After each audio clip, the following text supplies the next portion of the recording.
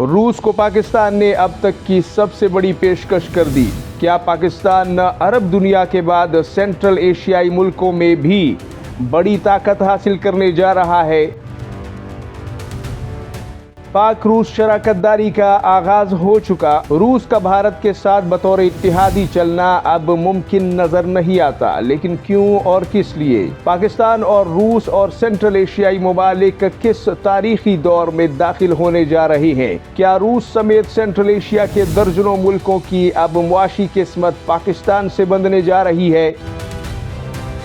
तफसीलात के लिए वीडियो को आखिर तक मुलाहिजा फरमाएं और बराह करम चैनल को भी सब्सक्राइब कीजिए, बेल आइकॉन दबाइए ताकि हमारी हर आने वाली वीडियो आपको वक्त पर मिल सके। जज़ाकल्लाह।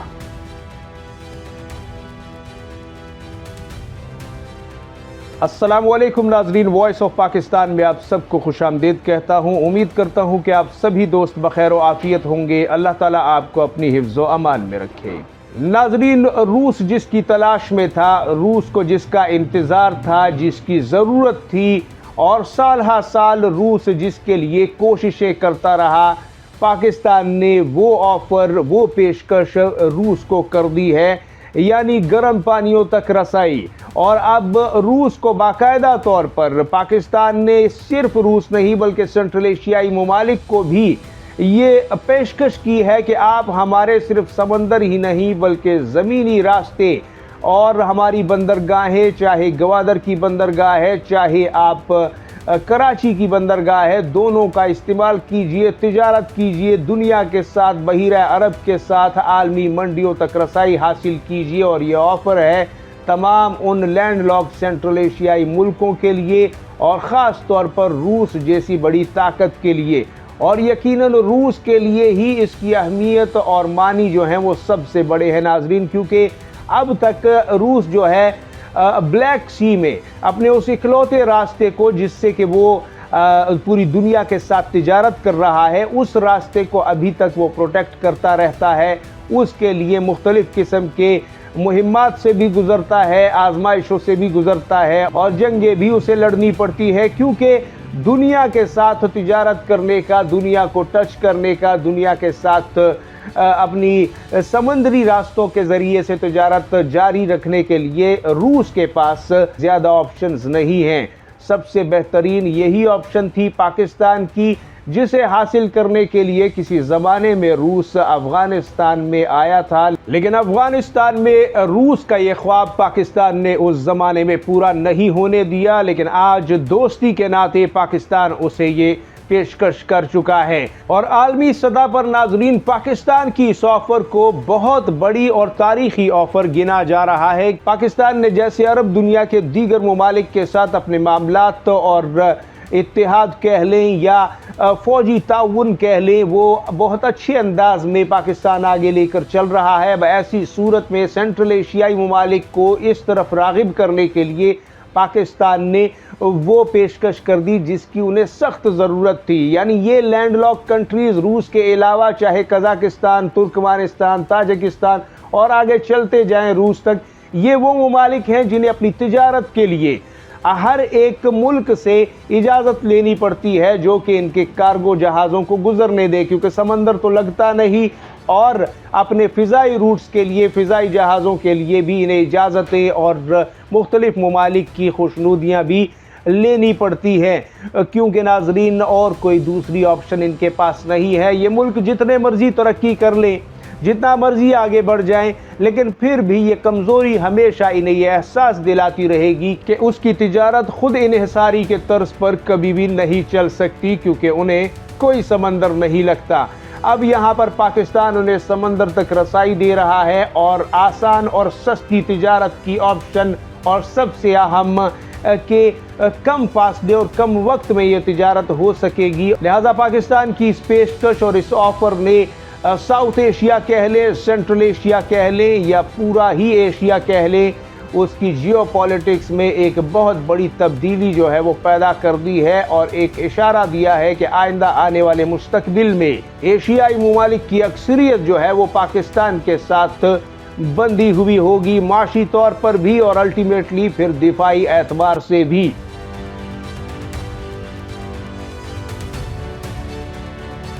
क्योंकि नाजरीन पाकिस्तान को इसके कई एक इलाकाई और बैनुल-अक़वामी लेवल पर भी फ़वाइद होंगे, बहुत सारी चीज़ें तब्दील होंगी, लेकिन हम चंद एक पर रोशनी डालते हैं। सबसे पहले ये कि पाकिस्तान का असर रसूख यहाँ पर बढ़ेगा, क्योंकि रूस एक बड़ी ताकत है दुनिया की और चीन भी एक बड़ी ताकत है। अगर आप दो बड़ी और सुपर ताकतों के साथ बेहतरीन ताल्लुकात में बंधे हों और उनका इन्हिसार आप पर हो, तो ऐसी सूरत में आपकी पोजीशन स्ट्रांग होती है। दूसरी तरफ अगर आप देखें तो सेंट्रल एशिया के तमाम लैंडलॉक ममालिक अगर अपनी अरबा डॉलरों की जो तिजारत है वो पाकिस्तानी रास्तों से करते हैं, तो ऐसी सूरत में इनकी जो माशी किस्मत है वो पाकिस्तान से बंदी होगी। लिहाजा पाकिस्तान के लिए, पाकिस्तान की सलामती के लिए इन ममालिक को पाकिस्तान का खैर ख्वाह होना पड़ेगा, क्योंकि नाजरीन इनकी जो माशी रगें हैं वो पाकिस्तान में से होकर गुजरेंगी। और यहाँ पे भारत का जो असर रसूख है, चाहे वो रशिया के साथ किसी ज़माने में अच्छे इत्तेहाद में था, वो भी तकरीबन ख़त्म होता हुआ नज़र आ रहा है। ये भी पाकिस्तान के लिए बहुत बड़ा एडवांटेज है, क्योंकि नाज़रीन एक तरफ अमेरिका भारत पर जो प्रेशर डाल रहा था, जो टैरिफ के इजाफे कर रहा था, बार बार उन्हें ये एहसास दिला रहा था कि अगर आप रूस से पीछे नहीं हटते तो आपको इसके संगीन नतीजे भुगतने हो सकते हैं। उस पर अब भारत तकरीबन अमल कर चुका है और रूस से आहिस्ता आहिस्ता वो फासला बनाता जा रहा है। दूसरी तरफ पाकिस्तान जो है वो गंदम तेल की तिजारत और दिफाई मामलात में रूस के साथ काफ़ी आगे बढ़ रहा है और अब पाकिस्तान उसे अपने रास्तों, अपनी ज़मीन, अपनी समंदरों को इस्तेमाल करने की इजाज़त भी दे रहा है। लिहाजा ऐसी सूरत में अब ड्रामाई अंदाज में कह लें या फिर यकायक अचानक कह लें, पाकिस्तान और रूस के जो ताल्लुकात हैं वो बहुत ज़्यादा तेज़ी के साथ बदल रहे हैं और गहराई में उतर रहे हैं। शायद इसमें कहीं ना कहीं चीन का भी किरदार हो, लेकिन पाकिस्तान ने इस वक्त जो मूव ली है सेंट्रल एशियाई मुल्कों के लिए, रूस के लिए, कोई तवक्को नहीं कर रहा था कि इतना बड़ा कदम भी लिया जा सकेगा, और वो भी इस इन्वायरमेंट में जबकि पाकिस्तान की जो माशी इस वक्त मजबूरियां हैं वो अभी मुकम्मल तौर पर ख़त्म नहीं हुई। क्योंकि नाजरीन रूस के करीब जाना या ऐसी एक पोजीशन इस सेंट्रल एशिया में हासिल करना या मिडल ईस्ट में हासिल करना यकीनन वेस्टर्न ताकतों को इतनी आसानी से हजम नहीं होता। पाकिस्तान जिस रफ्तार से दिफाई मैदान में आगे बढ़ रहा है, जिस रफ्तार से पाकिस्तान आलमी असर रसूख के मामले में बढ़ रहा है और लॉजिस्टिक और इकोनॉमिक जो रीजन्स हैं उसमें भी पाकिस्तान अपने कार्ड्स बहुत ही अच्छे से खेल रहा है, जिसकी वजह से ये एक्सपेक्ट नहीं किया जा रहा था कि पाकिस्तान इतनी जल्दी ऐसी कोई पेशकश कर सकेगा। लेकिन अल्हम्दुलिल्लाह पाकिस्तान ने बर वक्त यहाँ पे भारत ने रूस से फासला इख्तियार किया, उससे तेल लेना बंद किया और वहाँ पर पाकिस्तान जो है वक्त ज़ाया किए बगैर रूस को इतनी बड़ी पेशकश कर देता है। तो यकीनन ये सब कुछ सही टाइम पर और सही मकसद के साथ करना ज़रूरी था और किया भी गया है।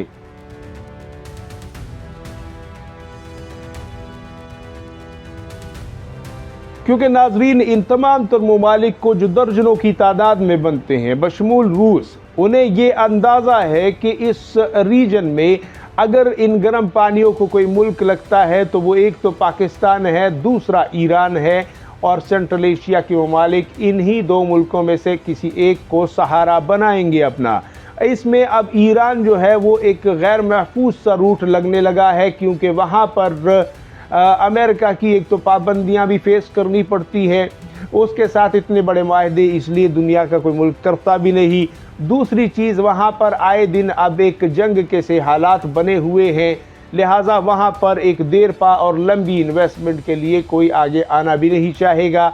यहाँ पर पाकिस्तान की जो गवादर या फिर कराची पोर्ट है, पाकिस्तान का जिस हिसाब से एक कंट्रोल पाकिस्तान ने जाहिर किया भारत को शिकस्त देकर एक जंग में, उससे ये वाज़ेह हो गया है कि अगर पाकिस्तान अपने मुल्क की हिफाजत कर सकता है, अगर सऊदी अरब जैसे बड़े मुल्क की हिफाजत कर सकता है, उसका माहिदा कर सकता है, एक एटमी ताकत भी है, तो ऐसी सूरत में उसके मुल्क में अगर कोई ऐसे सी पैक्ट जैसे प्रोजेक्ट्स गुजरते हों, कोई रूट्स गुजरते हों, तो पाकिस्तान उनकी हिफाजत कर लेगा और कर सकेगा, और हमारी इन्वेस्टमेंट्स जो हैं वो महफूज जगह पर लगने जा रही हैं और उन्हें कोई ख़तरा नहीं होगा, मुस्तकबिल में भी नहीं और आज भी नहीं। ऐसा नहीं है कि खुदा न खास्ता कोई नई फोर्स आ गई तो हम जो है उसको फिर जवाबदेह होंगे, क्योंकि नाज़रीन दुनिया के मुख्तलिफ हिस्सों में आप देख रहे हैं कि एक गैर यकीनी सी सूरत हाल बनी हुई है। लिहाजा दुनिया के